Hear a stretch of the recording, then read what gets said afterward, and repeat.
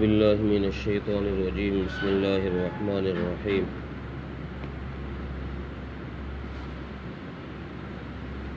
درجات منہ ومغفرۃ ورحمہ وکان اللہ غفورا رحیما۔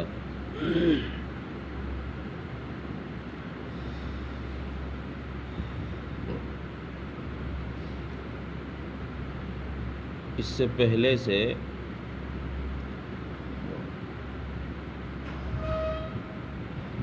جہاد کی فضیلت اور عظمت کو ظاہر کرنے کے لیے مجاہدین کا بار بار ذکر کیا گیا، مجاہدوں کی فضیلت کو بیان کیا گیا کہ تاکہ لوگوں کے ذہن کے اندر جہاد کا شوق پیدا ہو جائے، اور غیر مجاہدین پر مجاہدین کو فضیلت کو بتایا گیا کہ جو گھر بیٹھے ہیں اور جو اللہ کے راستے میں جہاد کر رہے ہیں ان کو فضیلت حاصل ہے، ان کے درجات بلند ہیں بمقابلے ان لوگوں کے جو گھروں پر بیٹھے ہیں۔ اس سے پہلی آیت کے اندر پھر اللہ تبارک و تعالیٰ نے ان لوگوں کو تسلی دی جو دل سے چاہتے ہیں جہاد کرنا لیکن معذور ہیں۔ دل سے تو یہ چاہتے ہیں کہ ہم اللہ کے راستے میں جہاد کریں، جائیں، لڑیں، شہید ہو جائیں، لیکن معذور ہونے کی وجہ سے جا نہیں سکتے۔ کوئی لنگڑا ہے، کوئی اندھا ہے، کوئی اپاہج ہے، تو اللہ تبارک و تعالیٰ نے ان کو تسلی دینے کے لیے پچھلی آیت میں فرمایا کہ جو معذور شخص ہیں ان کو گھر بیٹھنے میں کوئی حرج نہیں ہے، وہ گھر رہ سکتے ہیں، ان کا جہاد پر جانا ضروری نہیں ہے، ان کو ہم وہی اجر دے دیں گے جو مجاہدوں کو دیتے ہیں، کیونکہ ان کے دلی جذبات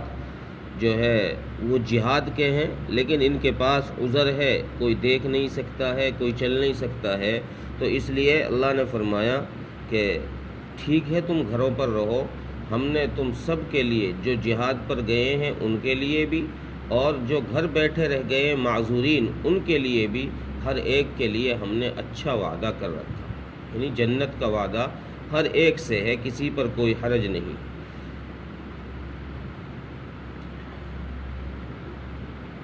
اور اللہ تبارک و تعالیٰ نے پچھلی آیت میں جب مجاہدین کا اجمالاً ذکر فرمایا تو وہاں فرمایا کہ مجاہدین کو غیر مجاہدین پر ایک درجہ فضیلت حاصل ہے، درجتاً علی القاعدین درجہ، ایک درجہ کی فضیلت مجاہدوں کو غیر مجاہدوں پر حاصل ہے۔ اس آیت میں اللہ تبارک و تعالیٰ نے پھر دوبارہ سے جب تفصیل ذکر فرمائی تو فرمایا کہ درجات منہ و مغفرۃ و رحمہ، کہ مجاہدوں کو غیر مجاہدین پر بہت سارے درجات کی فضیلت حاصل ہے۔ تو یہاں ایک شبہ یہ پیدا ہوتا ہے کہ پہلے تو اللہ تبارک و تعالیٰ نے فرمایا کہ ایک درجے کی فضیلت حاصل ہے، یہاں پر فرمایا کہ بہت سارے درجات کی فضیلت حاصل ہے۔ یہ تو دونوں آیات آپس میں خلاف ہیں، ایک میں پتہ چل رہا ہے کہ ایک درجے کی فضیلت حاصل ہے، دوسری آیت سے پتہ چل رہا ہے کہ بہت سارے درجات کی فضیلت حاصل ہے۔ مفسرین نے اس کا جواب یہ دیا ہے کہ یہ دونوں آیات آپس میں مخالف نہیں ہیں، ان میں دونوں میں کوئی منافات نہیں ہے، بلکہ پہلی آیت میں جہاں مجاہدین درجہ کا ذکر آیا ہے تو وہاں تو مراد ہے کہ ایک مجاہد کو ایک مجاہد پر ایک درجے کی فضیلت حاصل ہے، یعنی ایک فرد سے فرد کا مقابلہ کیا گیا ہے، ایک آدمی کو دوسرے آدمی پر جو جہاد میں نہیں گیا اس پر ایک درجے کی فضیلت حاصل ہے۔ اور جب بعد میں ذکر فرمایا درجات تو فرماتے ہیں کہ یہاں پر مراد ہے پوری جماعت، مجاہدین کی پوری جماعت یہاں مراد ہے، اور جماعت چونکہ بہت سارے لوگ ہوتے ہیں تو بہت ساروں کے درجے ایک ایک کر کے بہت سارے ہو جائیں گے، بہت سارے آدمیوں کے درجے ایک ایک کر کے بہت سارے ہو جائیں گے، اس لیے فرمایا کہ مجاہدوں کو درجات کی فضیلت حاصل ہے غیر مجاہدین پر، کہ یہاں مراد ہے جماعت سے مقابلہ ہے جماعت کا، جو گھروں پر بیٹھے ہیں لوگ۔ دوسرا جواب یہ دیا ہے کہ یہاں مراد جو درجہ کا لفظ ہے وہاں تو مراد ہے کافروں کے ساتھ جہاد کرنا، اور جہاں درجات کا لفظ ذکر فرمایا اس آیت میں وہاں مراد ہے اپنے نفس کے ساتھ جہاد کرنا،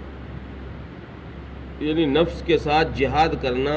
یہ کافروں کے مقابلے میں جہاد کرنے کا اس کا اجر زیادہ ہے، اس لیے یہاں اس سے درجات مراد ہے کہ اس کو زیادہ درجے ملیں گے جو اپنے نفس سے جہاد کرے گا۔ تیسرا جواب یہ دیا گیا ہے کہ درجہ سے مراد ہے دنیاوی نعمتیں،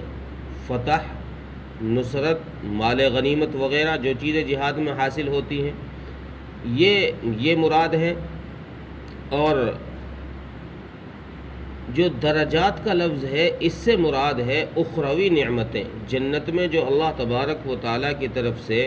نعمتیں ملیں گی وہ مراد ہے۔ تو چونکہ دنیا کی ساری نعمتیں یہ ہینچ ہیں آخرت کے مقابلے میں، اس لیے ان کو ایک درجے کی فضیلت حاصل ہے۔ دنیا کی جتنی نعمتیں ہیں مجاہد کو حاصل ہوتی ہیں ان سب کو ایک درجے کی فضیلت حاصل ہے، اور درجات میں جو مراد ہے، درجات میں جنت کی اخروی نعمتیں مراد ہیں، اس لیے فرمایا کہ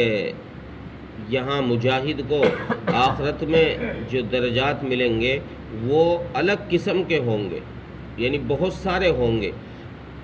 دنیا میں جو کامیابی ملتی ہے یہ تو ایک نا کے برابر ہے، نہ ہونے کے درجے میں ہے، مال غنیمت کا حاصل ہو جانا، فتح کا حاصل ہو جانا، کہیں سے مدد کا حاصل ہو جانا، تو یہ تو نا کے درجے میں ہے، یہ تو کبھی بھی ختم ہو سکتی ہے، اور اخروی نعمتیں وہ کبھی بھی ختم ہونے والی نہیں ہیں۔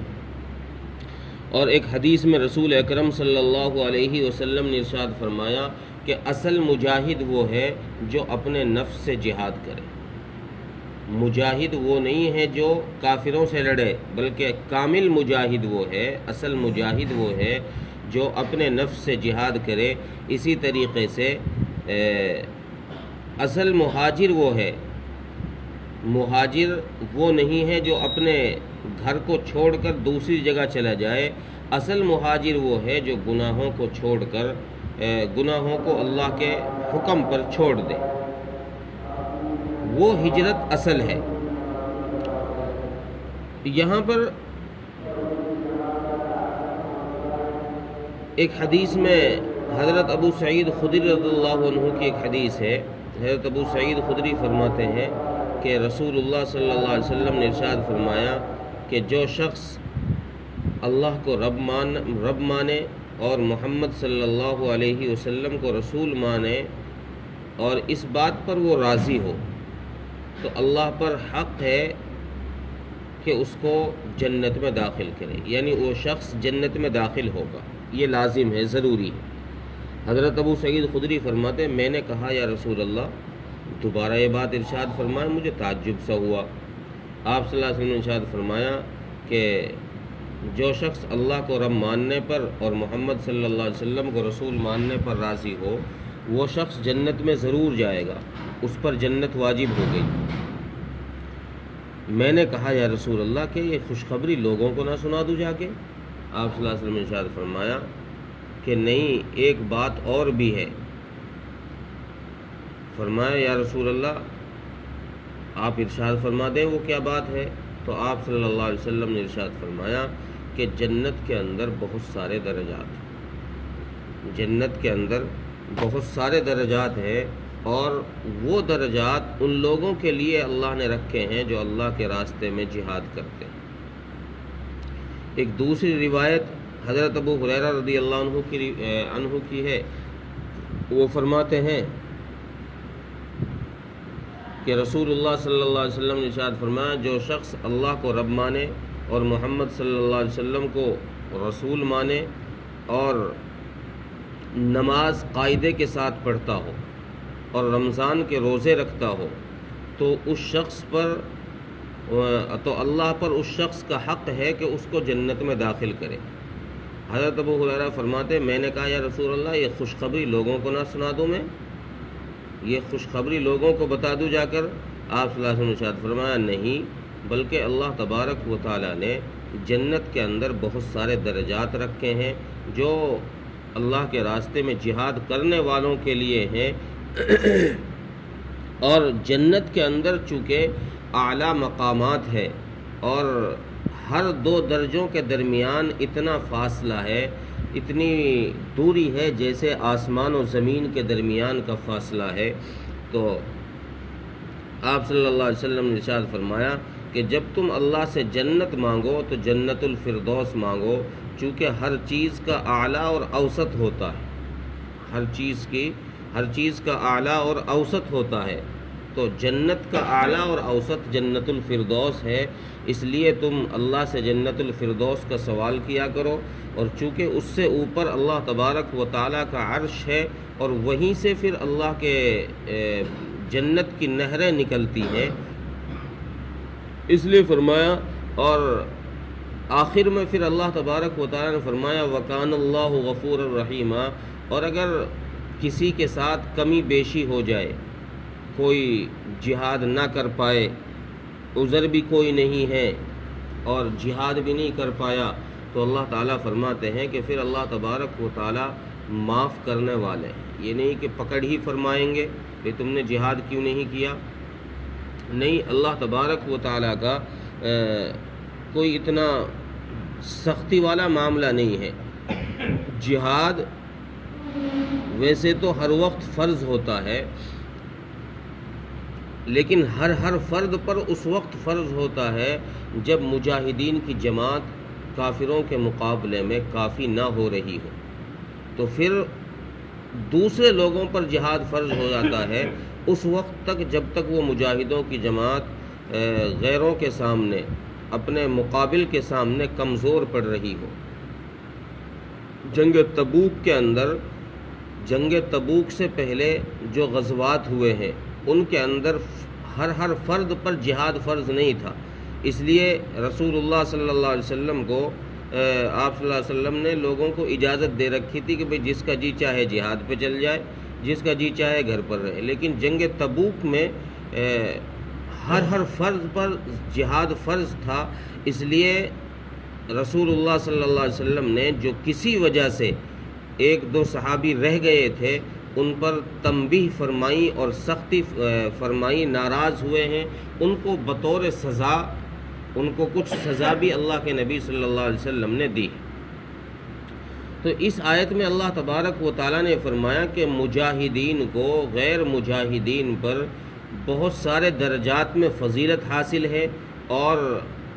ان کے لیے مغفرت بھی ہے اللہ کی طرف سے اور رحمت بھی ہے۔ کیوں؟ اس لیے کہ اللہ تبارک و تعالیٰ معاف کرنے والے ہیں اگر کوئی کسی وجہ سے رہ جائے گھر پر، جہاد پر نہ جائے۔ ترجمہ دیکھیں، درجات منہ ومغفرۃ ورحمہ، اور ان کے لیے اس کی طرف سے یعنی مجاہدین کے لیے اللہ کی طرف سے بلند درجے ہیں اور مغفرت ہے اور رحمت ہے۔ وَكَانَ اللَّهُ غَفُورًا رَحِيمًا، اور بے شک اللہ تبارک و تعالی بخشنے والے نہایت مہربان ہیں۔ اللہ تعالیٰ ملک